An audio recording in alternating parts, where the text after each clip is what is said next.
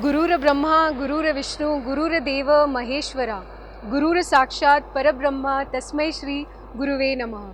A naman to all the gurus and teachers before I start my talk. So, before I begin sharing certain things, I would like to introduce I am Dr. Reena Valecha. By profession, I am an occupational therapist and currently I am associated with Godrej as principal ergonomist. My job is to help people take care of themselves by being aware, by making them aware of occupational injuries through ergonomic interventions. Now, what is ergonomics? Ergonomics is a scientific study of work in which there is an interaction between the user, his work and the elements of system, and ergonomic principles helps correct this balance between three of the elements in a comfortable way, so that overall comfort of the worker is taken care of, which ultimately results in improved productivity. Now, if I take an example of a teacher in a teaching environment, so teacher is a worker. The teaching environment is the workspace and the tools with which the teacher interacts, like the chalk, duster, blackboard, pen, paper, pencil, the gadgets, the infrastructure, all these are elements of systems.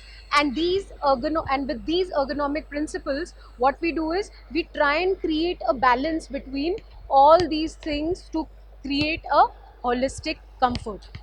Now, why teaching profession needs ergonomic guidelines? Because the way education system is changing in India, there is a complete 360 degrees change.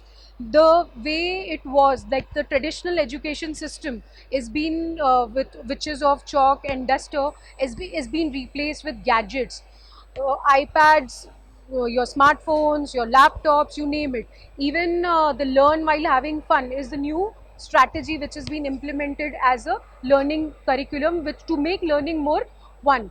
And even the notebooks are being replaced with iPad. So with this 360 degrees change, what is happening is we are seeing a lot many case of teachers coming up with or facing lot of ergonomic and health related problems. And this is we can say with the current research which we have done. So one of the research which was conducted by a workplace and ergonomic research cell, it was conducted among 600 teachers amongst pan India, representing 100 schools. In that, we saw that almost 82% of teachers complained musculoskeletal pain problems. In that, majority of the teachers, almost like 75% of them, complain knee pain related problems, which was attributed to long standing static postures which they adopt, followed by back pain. More than 65% of them, they complained for back pain, which was again attributed to, when they are sitting, the kind of postures they adopt, the kind of leaning which happens while gadget, the postures they adopt while gadgets, minimal breaks which they take. So all these things were attributing to more than 80% employees complaining for musculoskeletal pain. So definitely this is on a higher side.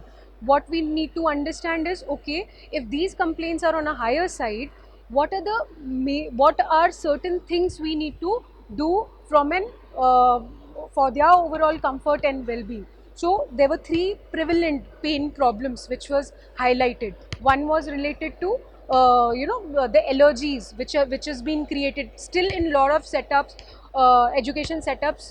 Lot of teachers have been using the chalk and blackboard method. So the dust which comes out of that chalk and the indoor environment is making them prone to lot of allergic problems, breathing related discomfort, headache related problems, followed by musculoskeletal pain, which I said that more than 80% teachers, they complained for MST pain.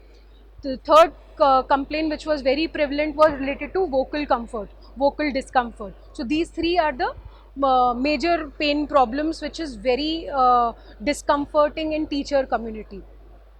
As an organization from Godrej Interior Workplace and Research Cell, we have formulated certain guidelines which we feel that educational institutes, stakeholders and teachers themselves, they can take care of themselves by implementing these human-centric approach. The first human-centric approach which we suggest is provide ergonomics training. It is very, very important for teachers to undergo ergonomics training. They themselves have to learn about ergonomics so that they can practice certain postures while they are standing, while they are writing on the board, while they are sitting, while they are using gadgets. It's very, very important they know what is the right way to work, right way to take care of themselves while teaching.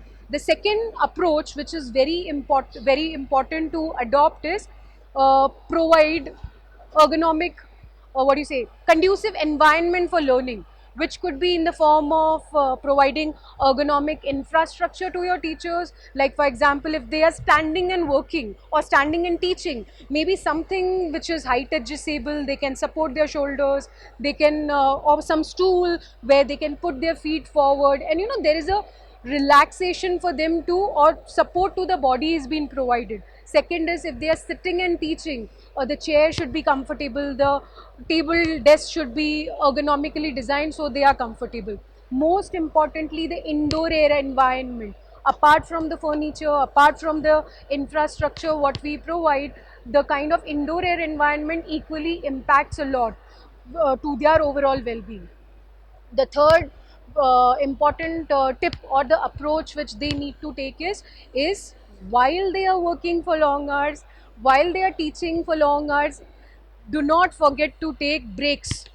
Because if you are consciously being aware of your wellness, you will be able to do a lot of simple things and techniques. Like for example, continuously if you're standing for 1 hour, I would, from an ergonomics point of view, it is advisable that after every 20-25 minutes, you at least take a muscle tension, release the muscle tension by either changing your posture. Like for example, if you're standing and if you can't sit, so at least change your posture by moving your legs or shifting your body weight so that the stress is released. If possible, sit for some time. If you're sitting, stand for some time. Do a change in posture.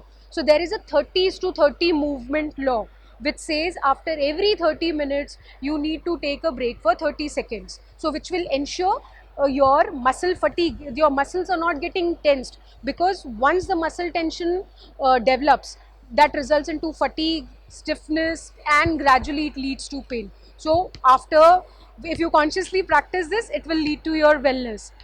The fourth approach, what is very important, is be aware of your occupational injuries. Now we know that vocal comfort is more important. Okay, so the third approach, which is very important for all of us to practice and implement the same in your routine, is to follow vocal comfort. For vocal comfort, it's for you. You need to be very conscious that you hydrate yourself well in between your lectures. See to it that you are focusing on your drink water intake as well. Also see to it that you are taking timely silence break, as in when you do nothing, you speak nothing, you just focus on your breathing, focus, close your eyes, focus, so that you get certain break for your vocal muscles as well. So it's very important that as a facilitator, as a educator, one, from an organization point of view, you need to educate your staff on ergonomic education.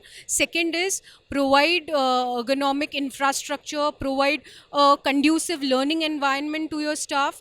The third thing is provide timely breaks to your class, not only in terms of the breaks which we get after every lectures, but it is make them used to, or make them habitual for the practice, where they consciously take certain breaks related to, like not only in the form of silence break, but you can actually also do some stretch breaks during the time whenever you get free after every 1 hour, so that the stress which is developing in your knee, back and neck is released. So try consciously following it. And last but not the least, to maintain your wellness at work, what is very important is you need to exercise every day, because healthy body, healthy mind first physiologically starts by keeping yourself fit, eating well, hydrating yourself well, having good sleep, because you are facilitating the future of the next generation. The future is in your hand. So your wellness is very, very important for the overall health and wellness and safety of the future. So please take care. Thank you.